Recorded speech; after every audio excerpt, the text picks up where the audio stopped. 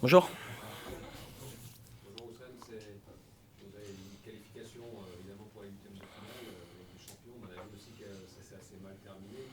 Bon, qu'est-ce que vous retenez quand même avec tout ça? Est-ce que avant tout c'est la qualif ou c'est ce qui s'est passé avec le public et l'idée que vous allez le retrouver dimanche? Bah, écoutez, tout d'abord, on est très satisfait d'avoir pu se qualifier en huitième de finale. C'était un objectif du club. On l'a atteint. Ça n'a pas été facile, mais on l'a fait. Donc forcément, on est très content. Après, ce qui s'est passé, bien entendu on est très triste. C'est pas quelque chose d'anodin. Donc voilà, les dirigeants vont régler ça, vont mettre à disposition ce qu'il faut et puis on va régler ça en famille. Est-ce que ça vous pèse, vous, en fait, tout ce qui se passe à côté? Est-ce que ça te pèse, toi? Est-ce que tu sens que ça pèse sur le groupe? Non, enfin, bien sûr que c'est triste. Aucun joueur ne veut être avec enfin, du moins avoir cette situation avec ses supporters. Après, le groupe est très concentré sur les prochains matchs et à continuer cette marche en avant. Tu t'attends à quel genre d'accueil, de réception? Parce qu'il y a à la fois la célébration de Bernard Lacombe et en même temps, on sait ce qui s'est passé mardi soir, donc ça va être un peu bizarre, on va dire. Tout d'abord, j'espère que l'hommage à Bernard Lacombe sera de très belle qualité parce qu'il le mérite. Ensuite, écoutez, j'espère que l'accueil sera bon. Euh, on va jouer le match à fond parce qu'on sait que c'est un match très très important et qu'il faut prendre des points dès dimanche. On vous a vu avec Anthony Lopez aller justement discuter avec les supporters. Qu'est-ce que vous avez réussi à vous faire entendre un petit peu? Qu'est-ce qui en est sorti de cet échange? Oui, Anto et moi, avons discuté après le match. Bien entendu, je peux pas vous dire ce qui a été dit, mais voilà, on va régler ça en famille. Je pense que comme dans toutes les familles, il y a parfois des moments de tension et bien entendu, il va falloir régler ça et aller tous ensemble de l'avant parce que je pense que c'est l'intérêt de tous et surtout qu'on a besoin de points et de remonter au classement parce que l'Olympique Lyonnais mérite beaucoup mieux. Est-ce que toi, tu sens... Estampillé OL, il y a Anthony Lopez, il y a Johan, est-ce que tu sens justement que vous avez un rôle particulier de renouer le lien entre l'équipe et ses supporters?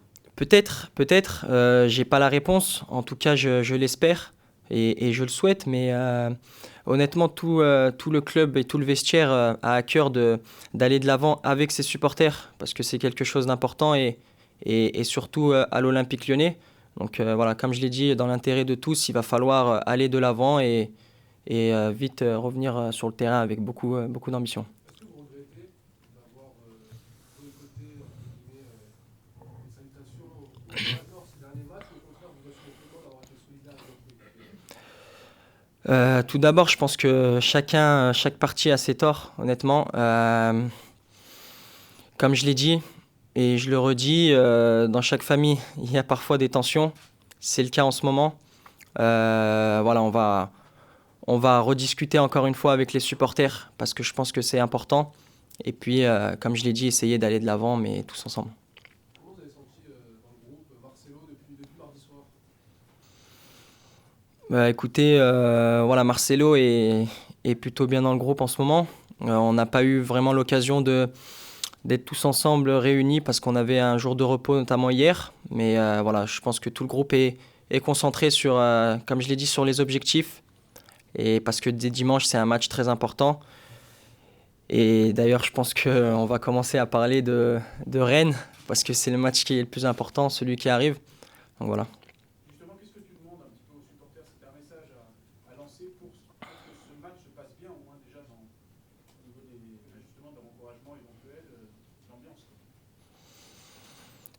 Je pense qu'il va falloir qu'on impose un rythme au match pour pouvoir emmener tout le stade. Après, voilà, je peux rien demander non plus, mais je pense que l'équipe va faire le nécessaire pour que toute l'équipe et le stade soient avec nous. Souvent, cette équipe de Rennes qui reste sur 4 victoires en toute compétition confondue, finalement c'est un adversaire qui tombe à pic pour vous. C'est une équipe du haut du panier aussi. Vous n'avez pas réussi à en battre encore pour l'instant. C'est le moment idéal.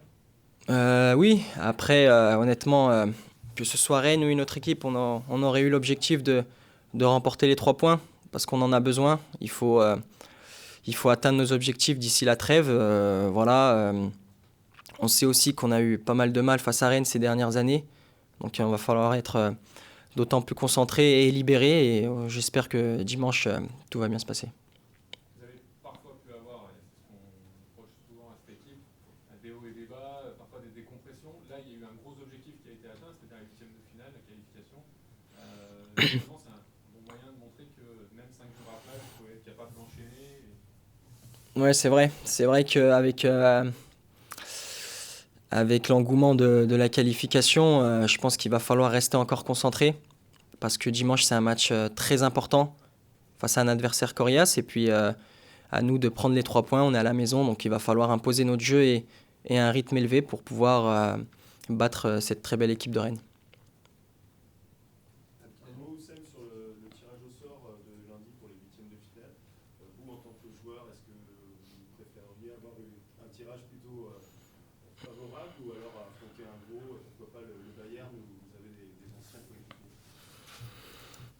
Oui, c'est vrai que affronter notamment Coco, ça serait beau, mais à ce stade-là, honnêtement, il n'y a pas d'équipe facile. Ça, il faut le dire.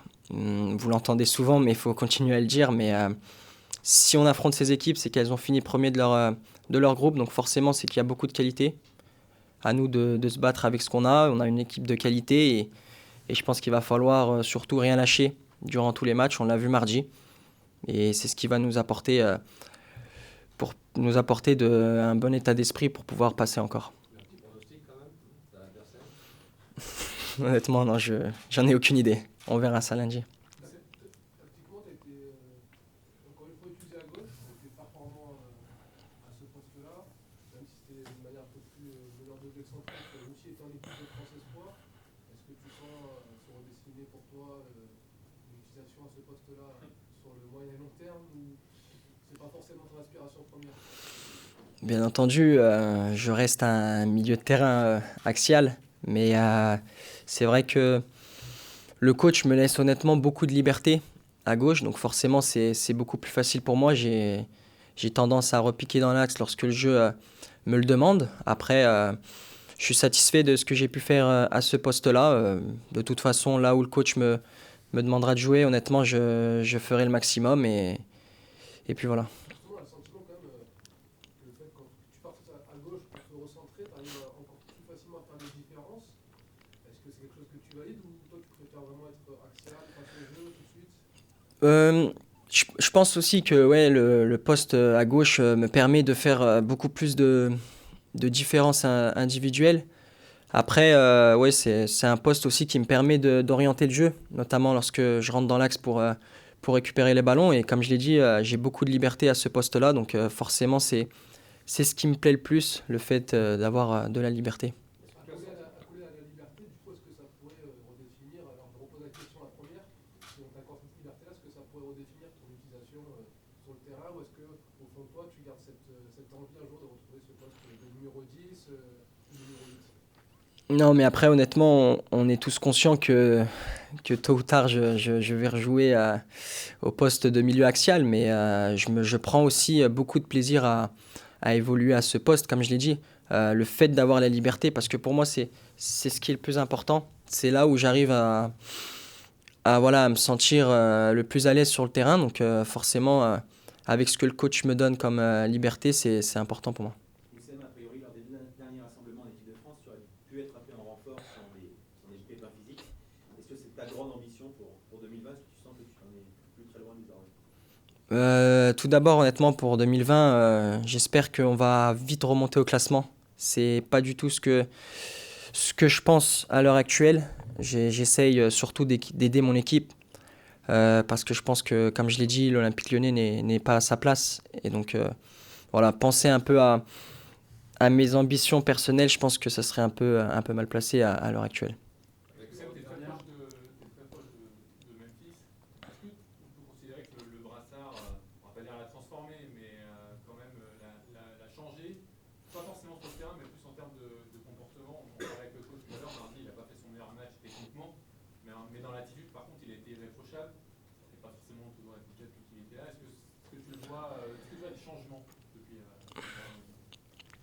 Je pense que le brassard lui a redonné un bon boost de confiance, tout d'abord.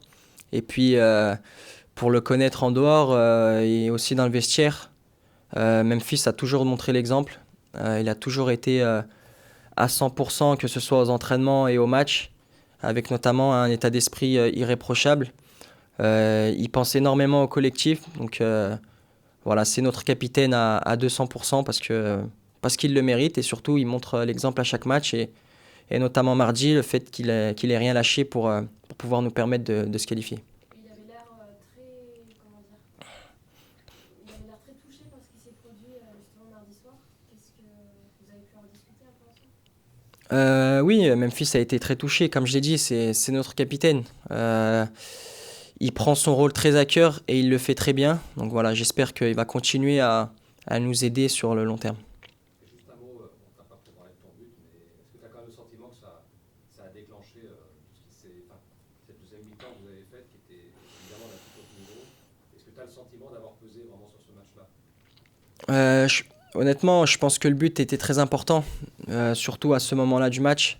Ça nous a permis de ne pas douter et de vite prendre encore plus espoir parce que, comme je l'ai dit, à la mi-temps, on a changé d'état d'esprit, on a été beaucoup plus conquérant et serein dans notre jeu et avec bien plus d'ambition. Donc voilà, je pense que le fait de vite revenir à 2-1, ça nous a permis de continuer sur notre lancée et notamment d'égaliser pour pouvoir se qualifier.